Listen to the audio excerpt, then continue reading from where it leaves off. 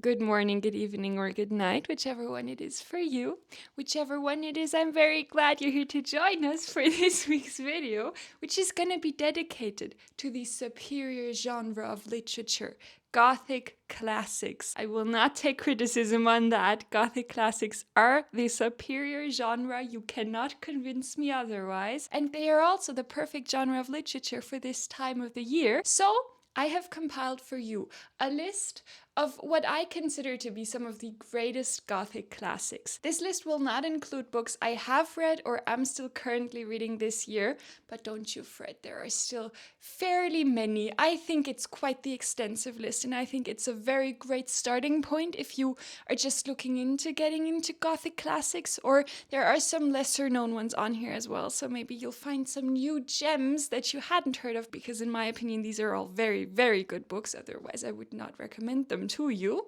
So without further ado, let's get right in. But before we get into the actual recommendations, I thought it would be fun to read you the definition of what this term of the Gothic classic even actually means.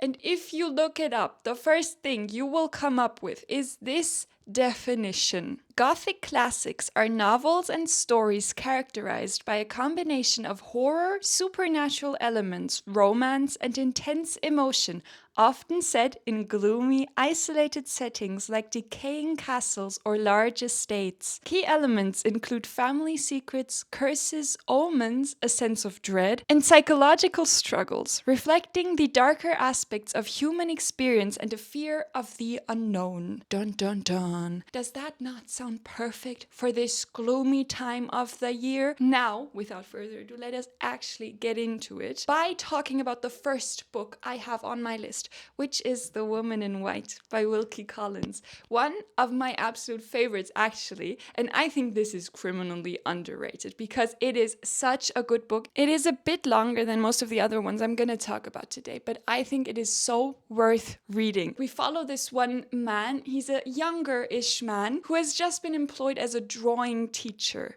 by this wealthy family, and he is on his way to this drawing job, and it's the middle of the night. It is spooky, it is gothic, it is gloomy. You don't know what's going on, but he is walking down these foggy streets in the cold, I think autumn or winter even, walks down this path, and suddenly there's this woman in front of him dressed all in white, and she is really weird, and she gives him the creeps, and she says some things, and everything just gets really spooky and mysterious all of a sudden. It is so psychologically interesting. It is so spooky, so gloomy, so perfectly gothic. It's one of the staples of the genre, and I could not recommend it more.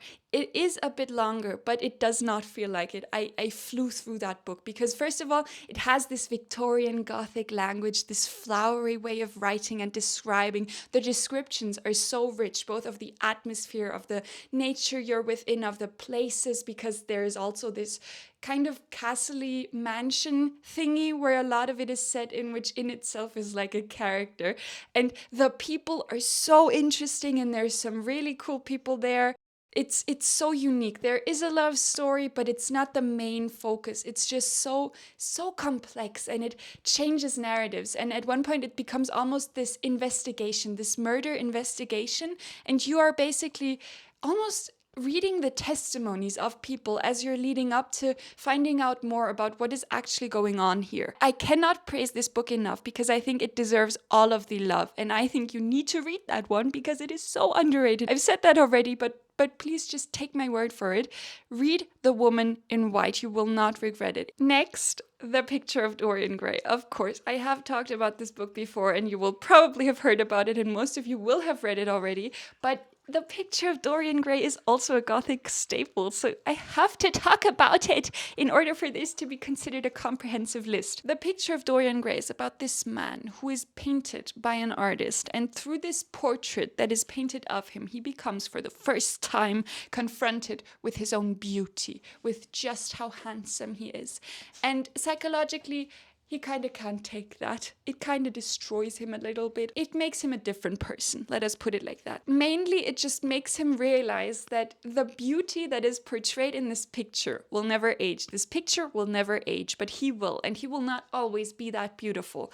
And that is suddenly such a scary thing. There's also this dude who kind of nurtures all of those really toxic thought processes very, very well, and who knows just how to psychologically manipulate this man, this Dorian Gray. This book becomes this psychological and really very philosophical thought experiment almost of what happens to a person if bad deeds they do don't affect their physical appearance.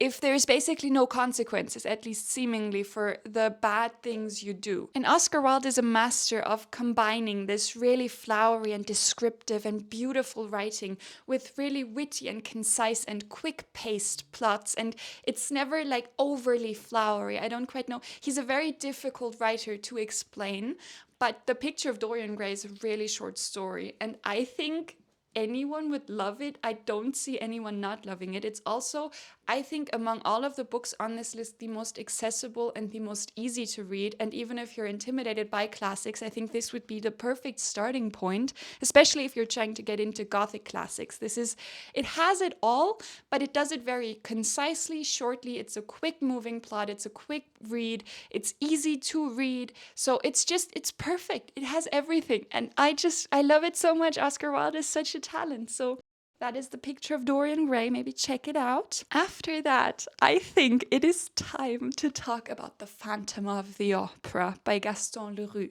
which is a French classic. It is a French Gothic classic.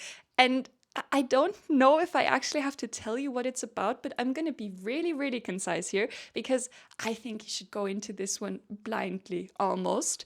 It is about an opera and a haunting in that opera. Maybe there's a phantom in that opera. Maybe the phantom really loves music. Maybe the phantom becomes suddenly really obsessed with this woman who is in that opera, this actress. And maybe there's this man who loves the woman, the actress. And maybe someone gets kidnapped. Maybe there's murder, maybe not, who knows? It's such an intriguing read because so much is going on and there's so much mystery. And it is this balance of sometimes you're wondering, is this a supernatural kind of thing? Is this not a supernatural thing? You're constantly questioning what's going on. It's not very long, so it's really easy to read, and so much happens in this story. It is funny, it is well written, it is so spooky, really sad also. It is one of the sadder ones on this list actually. It's surprisingly dark as well, but I think it balances all of those aspects really, really perfectly. And it is also a really nice introduction to Gothic classics in my opinion. It's maybe a little bit tougher to get into than The Picture of Dorian Gray, but I think it's almost equally as accessible. You need to experience that one for yourself. So that is The Phantom of the Opera. All right. Do we need to talk about it? I think we need to talk about it. Dracula by Bram Stoker. Of course, Dracula needs to be on this list. Dracula is, well, it's not the first vampiric story, but it's kind of the story that made vampires really, really popular. And it redefined what vampiric literature is all about. I suppose most of the lore of vampirism that we now have comes from that book, and it is so good. It is an epistolary novel. Basically, the entire thing is written in letters, but there's also diary entries. Specifically, we start off in diary entries, which is a very particular kind of telling your story, and it can be a hit or a miss for some people because it can make it a bit more difficult to empathize with your characters and to actually be involved in what's going on because you're kind of reading it after the fact almost.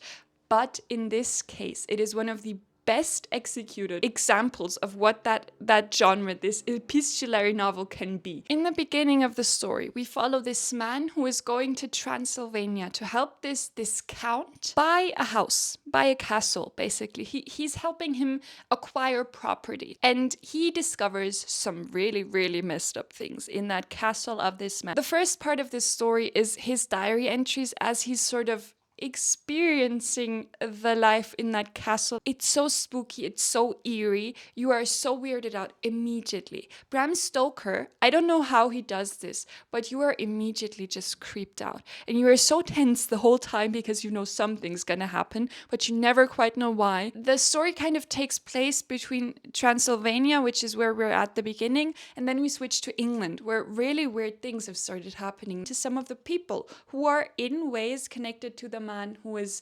visiting Transylvania at the beginning of the story. It is such an entertaining story. It's really fast-paced. There's so much intrigue. It's such a perfect mix of knowing where to linger and knowing when to speed up, and just creating this really nice atmosphere around everything. It also kind of explores Victorian sexuality in a way, and just that interpersonal relationships, how they were during this time with that backdrop of just the society, how that influences the story. It's Dracula. I think you're gonna love it. It's perfect for this time of the year. Another one that I just find absolutely perfect, and I am a bit biased because this is one of my favorite books of all time, but I need to talk about Frankenstein by Mary Shelley. Frankenstein is the story of Victor Frankenstein, who is kind of a bit of a mad scientist. He's really good at science, and he becomes obsessed with this idea of reanimating a person that has died back to life. And he creates a person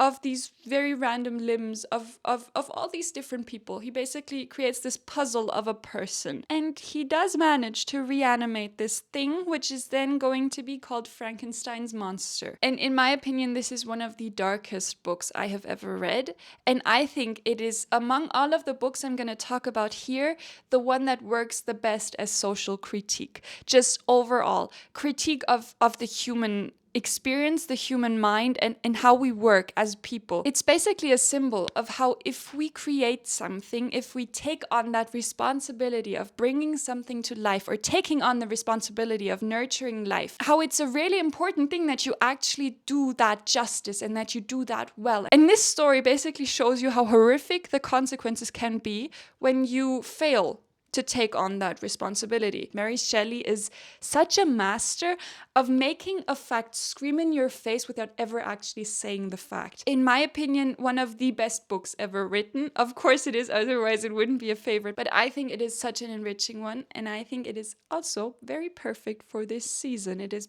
beautifully written as well, by the way, obviously. So yeah, that is Frankenstein by Mary Shelley. Hello, Bobby. Okay, next up, Wuthering Heights by Emily Bronte. Also one of my personal favorites. It starts out following this man who goes to a remote house in the English countryside to stay there. He rents it. And he comes into contact with the people who are renting that house and with the house that is really near it. Through those people, which all seem kind of traumatized almost. They seem really weird. Something is going on here.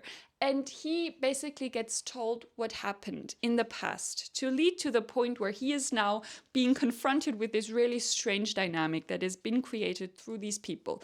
And we hear what happened in the past with Heathcliff and Cathy, which this story always gets it gets misunderstood, in my opinion, as a love story, which it is not a love story. Do not go into this expecting a wholesome little love story or even a tragic one. It's basically a story about obsession and how horrible consequences can be when you are that obsessed with someone and that's selfish. It is a story about selfish people and about traumatized people. That is, in my opinion, the main motif here, actually, just familial trauma, generational trauma, and how abuse can affect people and how abuse can be carried on through generations, which is very much the case in this one. It is so dark and so tragic, but it is also beautifully written, and it is very symbolic as well. It also talks a lot about grief and about this obsessive kind of love that you just know reading it is not healthy at all, but that you kind of, it's just, it is so beautifully written that you said I killed you, haunt me then. That is the quote, in my opinion, of that book. That is the quote. You said I killed you, haunt me then? Are you kidding me? That is such a great quote. It comes from the book, and it is one of many, many beautiful quotes here. It is such a complex story, and it is a beautiful story, although it is really dark and tragic. And I think it is just perfect. It is a perfect story. I highly recommend you check out Wuthering Heights by Emily Bronte. Yes, yes, Bob, yes, yes. That being said, we do also have to give the credit that is due to Jane Eyre by Charlotte Bronte, Emily's sister. It is the life story of Jane Eyre, who is an orphan who gets miserably mistreated all of her life. It is so sad to read. And something that you may not know if you haven't read it, actually, is it's not just about Jane Eyre and the love story or kind of the involvement she has with this man who she starts to work with. you follow her from the age of like, I don't know, 6 or 7 or so. She's really young, and you follow her growing up. And then of course, as she's an adult, you follow the things that go on as she is being employed as a governess by this man, and just things start happening from there. It is spooky, it is very cruel. It is about the cruelty of people, like so many other of these books on this list. It is one of the main motifs of the Gothic genre. And it is very well executed here. Jane Eyre is much easier to read than Wuthering Heights. It is still well written, but it is much less flowery, much less poetic, in my opinion. That is not meant derogatorily. It's just, it is less poetic and therefore easier to read, which makes it much more accessible. If you're a bit more intimidated of something like Wuthering Heights, I think, then Jane Eyre would probably be the better fit for you, although I prefer Wuthering Heights, honestly. There is a lot here. There is also a lot of commentary about class structures and poverty. Also abuse. There's a lot of abuse here as well. I think where this story is actually strongest is just Jane Eyre herself. She's a very compelling main character to follow. And because you follow her entire life story, you really start to root for her and you start to feel for her. And she changes a lot. I think she's very human in that way. And I really like following her life story and seeing where her life took her and how she tried to find herself and tried to find her place in the world. And I think that was the strongest part because it's very much just her journey of self-discovery almost. So yeah, Jane Eyre, maybe check it out. I think it's good. Maybe you'll like it. Another one that I really love and highly urge you to read is Turn of the Screw by Henry James. It's a really short book. We start out following these people who are around a campfire and who are telling each other spooky stories, basically.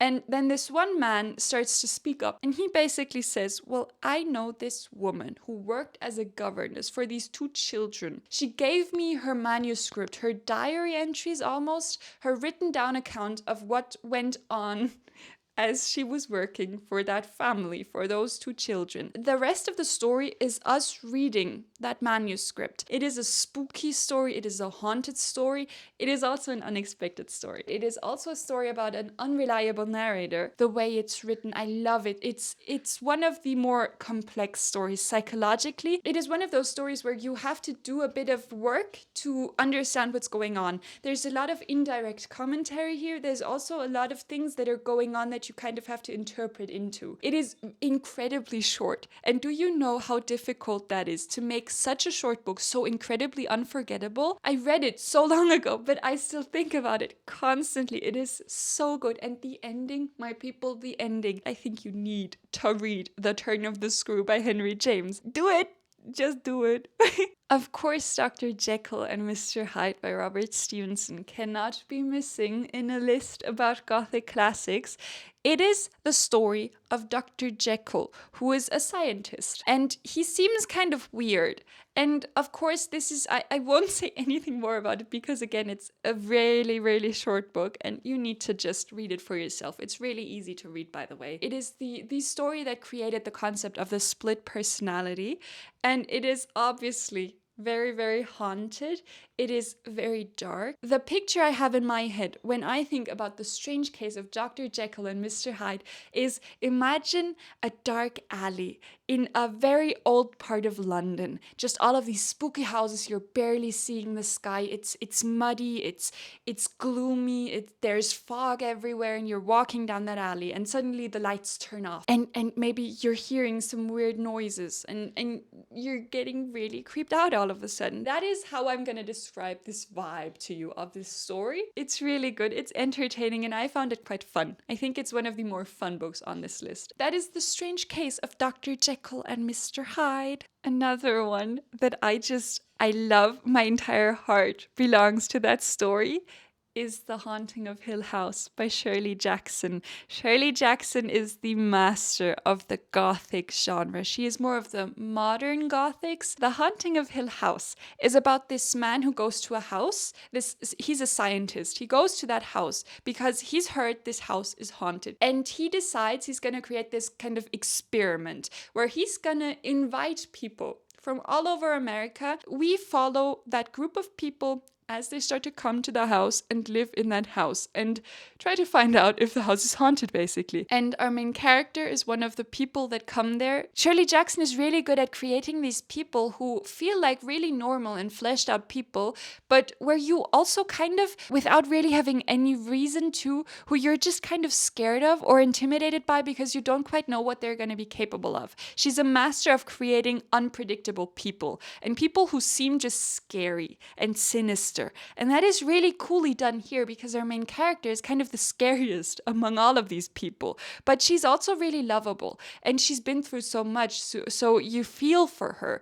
And it's a really weird contrast, which in my opinion is so difficult to execute. And there is so much symbolism here as well. So beautifully written or well written. It's not flowery. It's definitely not flowery. That is not what Shirley Jackson does. But it is so intelligent and brilliant and philosophical, and it is so rich in description. And she manages to do that without making something flowery, which I don't even know how that is possible. But it is just unlike anything else. I've never read anyone who has been able to write the way Shirley Jackson writes. And she's a master of writing these really deep psychological character studies, but also making the atmosphere so creepy and spooky and unpredictable. And in this case, the strongest aspect here, besides the writing, is just the house itself, because the house is basically the main character here. The way she created this sentient house almost, it felt so real and so alive, the entire story did, and you almost ended up feeling like you were one of those people who were living in that house. And as things start to get more serious and as things start to escalate, you're just it starts to kind of speed up your heart rate almost. And I just think it is such a brilliant piece of writing. I love it. I love it a lot. And finally, on a bit of a lighter note, we have Northanger Abbey by Jane Austen. It is kind of different, but also not. It is basically Jane Austen's parody of a Gothic classic, which is such a funny thing. And I think that is perfect also because it is much more lighthearted, much more almost funny. Our main character is obsessed with Gothic literature. There are circumstances that make it so that she is going to be staying at this really old Gothic manor. And all of her Gothic literature dreams are coming true when she hears about that. And she goes there, and it's basically about her trying to see Gothicness everywhere. It's really interesting. It's very funny. It's a really well done parody of the Gothic genre while still feeling Gothic, because the vibes are there, the descriptions are there, the characters are there. Everything is really nicely done. But it is also making fun of the things it's doing. So yeah, those were all of the Gothic classic book recommendations I had for you. I hope you enjoyed. Did you find any new recommendations? Or even better, have you read any of them? Do you have any opinions? Can you please share those opinions? I, again, am so passionate about this genre, and I would love to talk to you about any of these books. I hope you're having a nice day. If you are not having a nice day, that is fine too. I'm thinking about you either way. And I am already looking forward to seeing you again in the next video. Thank you so much for being here. So yeah, we're gonna say bye. Bye-bye. Bye-bye.